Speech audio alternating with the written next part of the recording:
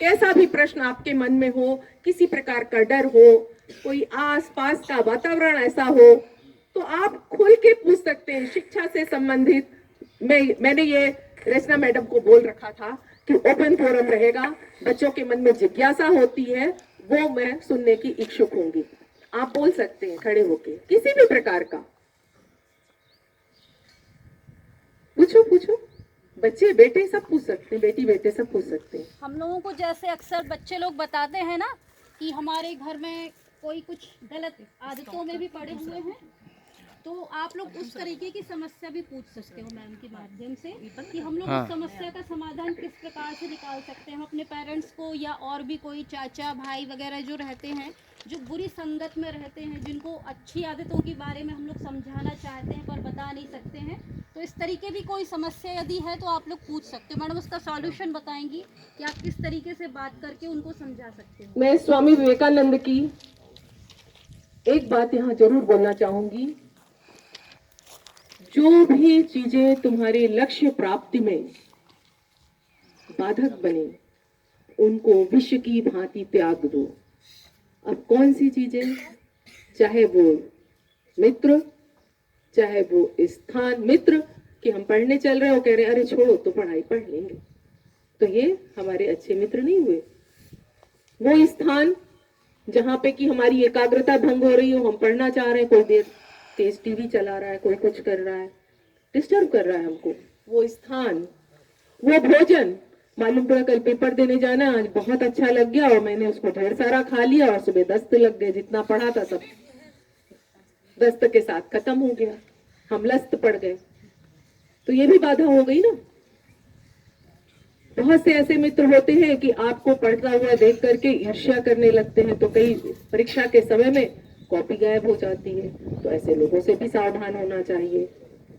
बहुत से ऐसे होते हैं जो भटकती हुई बातें करते हैं, उनका मन बड़ा चंचल होता है, क्लास में हमारे टीचर पढ़ा रहे हैं और वो धीरे से फुसफुसाहट करते रहते हैं, एकाग्रता नहीं होती। हम तो समझ गए कौन कौन करता है, हमने चेहरे देख लिए, सबके पढ़ लिए।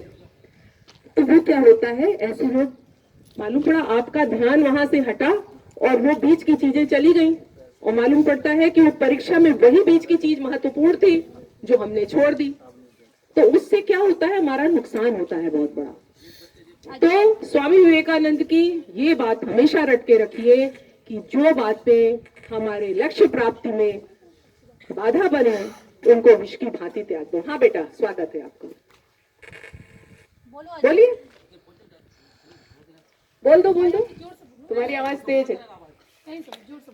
मैम हम लोगों ने, हमारे स्कूल विद्यालय, हमारे टीचर सब ने, प्रिंसिपल सर ने बहुत से प्रयास किए कि हमारा गांव नशा मुक्त बने। हाँ। लेकिन उसमें सफलता नहीं मिली। बहुत से कार्यक्रम किए, रैलियों का आयोजन सुबह से किया, लेकिन वो हमें जो हमारा लक्ष्य था वो पूरा नहीं हुआ है। ना ही हमें प्रशासनिक से कोई सहयोग मिला है कि हमारा गांव नशा मुक्त बने। हाँ। और अभी तक हमारा गांव नशा मुक्त नहीं हो पाया है। इसके लिए हम क्या करें?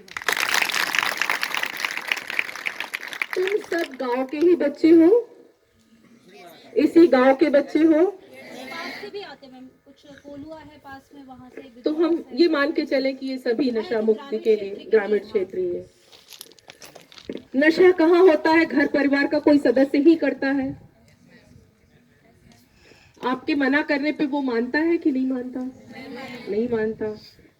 हम आपके प्राचार्य जी से कहेंगे अगर एक दिन आप यहाँ पर पे इसी पूरे परिवार को अगर आप बुलाए, हम आए, तो फिर हम देखते हैं कि उसके बाद कैसे नहीं छूटती। क्या होता है, नशा कोई नहीं छुड़ा सकता, क्योंकि नशा लेने के लिए किसने प्रेरित किया? उस व्यक्ति ने स्वयं को प्रेरित किया। तो छोड़ेगा भी कौन? स्वयं। और छुड़ाएगा कौन? उसका संकल्प, उसका संकल्प। ऐसे तो हम लोग रोज भूख का समय हुआ और मम्मी को तुम लोग स्कूल जाने लगे, जल्दी दो, खाना दो, ये सब बातें हो जाती हैं। मगर जब व्रत रहता है, जैसे हम लोग अपनी बात करते हैं, हम महिलाएं निर्जला व्रत रहती हैं जब तीज पर, तो ऐसे तो सुबह उठे पानी का गिलास चाहिए ही चाहिए, फिर बीच में चाहिए पीना है। मगर जब निर्जला व्रत रहते हैं तो वो एक संकल्प हो जाता है, तो आपके 24 घंटे से ज्यादा निकल जाते हैं, लगभग हम क्या बोले उसमें 24 36-38 घंटे निकल जाते हैं, इसके बाद आप जल की बूंद ग्रहण करते हो, जल ग्रहण करते हो, तो वो किस कारण से संभव हो पाता है? संकल्प शक्ति। तो नशा को छोड़ने में सबसे बड़ी चीज है संकल्प शक्ति। और जो लोग कहते हैं कि धीरे धीरे छोड़ देंगे, धीरे धीरे कुछ नहीं होता है। आपके अंदर जब संकल्प हो जाता है तो संकल्प ही इतनी बड़ी ताकत है कि वो सब चीजों का समाधान दे देती है। जब हनुमान जी को जब लंका पार जाना था तो जामवंत जी ने याद दिलाया था ना, का चुप साध रहा बलवाना। उनके अंदर की वो एक ऊर्जा को भी जागृत किया और उनका जो संकल्प था कि हम राम, भगवान राम की सेवा में अपना जीवन हो, तो वो समर्पण का भाव भी, वो संकल्प का भाव उनको हर जगह आगे लाता है। तो व्यक्ति के अंदर जब संकल्प हो जाता है, जिस दिन सोच लेते हो आज ये चैप्टर इतना पढ़ना ही है तो पढ़ लेते हो, नहीं तो 4-4 दिन हम अपना खेल इधर उधर दिमाग में निकाल देते हैं। परीक्षा के समय तुम कैसे एकाग्र हो जाते हो? क्योंकि संकल्प होता है उस समय, और संकल्प का कोई विकल्प नहीं होता। संकल्प का कभी कोई विकल्प नहीं होता है। इसलिए सबसे बड़ी चीज तो संकल्प है। उस संकल्प को उनके अंदर जागृत करना है। अब आप कोई दूसरा प्रश्न? किसी भी प्रकार की कोई परेशानी आती हो, तुम लोग यहाँ से घर तक जाते हो, कोई छेड़छाड़ की चीजें होती हो, कुछ मनचले बच्चे परेशान करते हो, या कोई भी चीज है, उसके लिए भी बोल सकते हो यहाँ से, क्योंकि मैं महिला थाने में भी बहुत सी ये सारी चीजें समाधान करती हूँ, परिवारों की तकलीफों का भी समाधान करती हूँ। पूछ सकते हो बच्चों तुम लोग, कोई संकोच मत करो, जब अवसर मिले बटोरने का ले लो। पूछो बेटा, क्यों कविता तुम पूछो, बच्चे पूछो। पढ़ाई में कुछ पूछना है, एकाग्रता के लिए कुछ पूछना है, मन नहीं लगता तो उसके लिए पूछना है, याद नहीं होता तो उसके लिए पूछना है। आप यही बता दें इनको मेमोरी कैसे डेवलप हो, भूल जाते हैं वो जो आपके पास टिप्स हैं। याद नहीं होता है, दिल लगता है।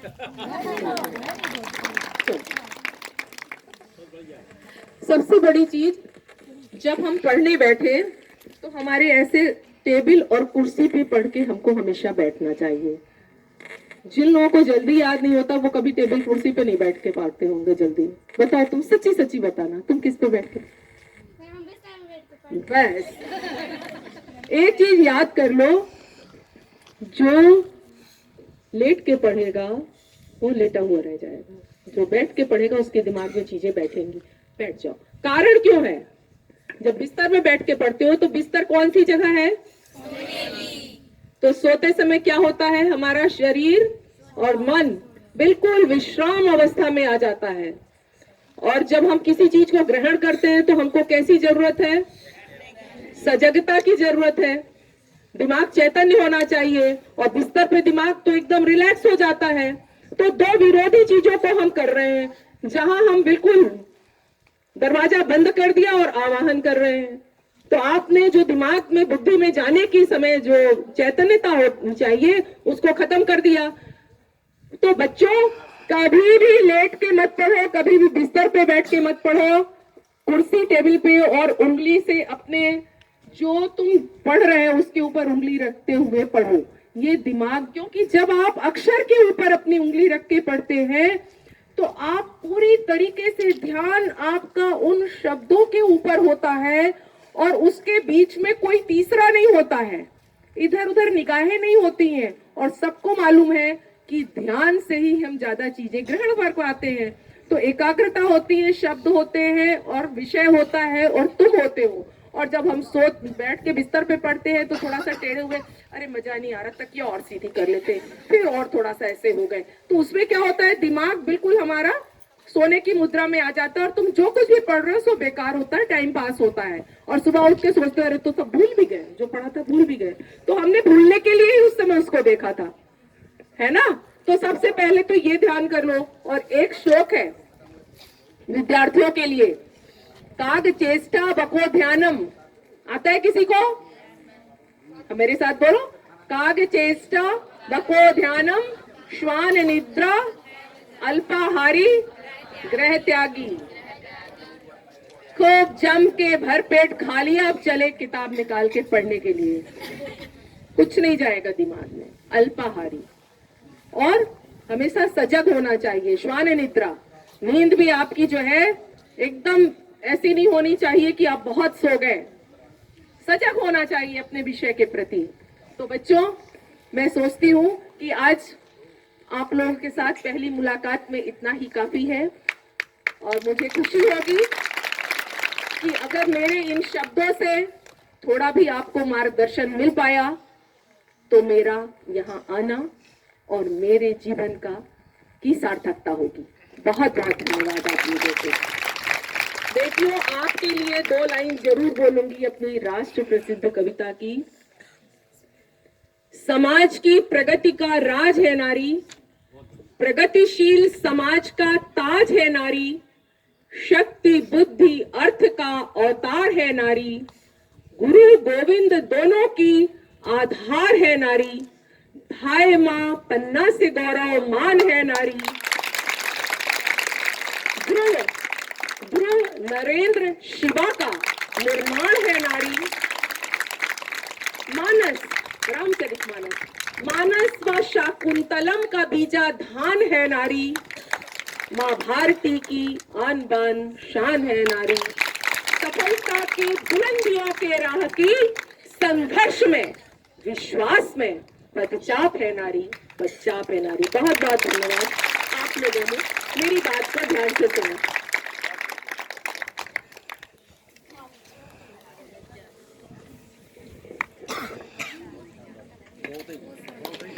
बहुत बहुत धन्यवाद मैम। बड़े आदमी बन पाओ या ना बन पाओ, परंतु भला आदमी बन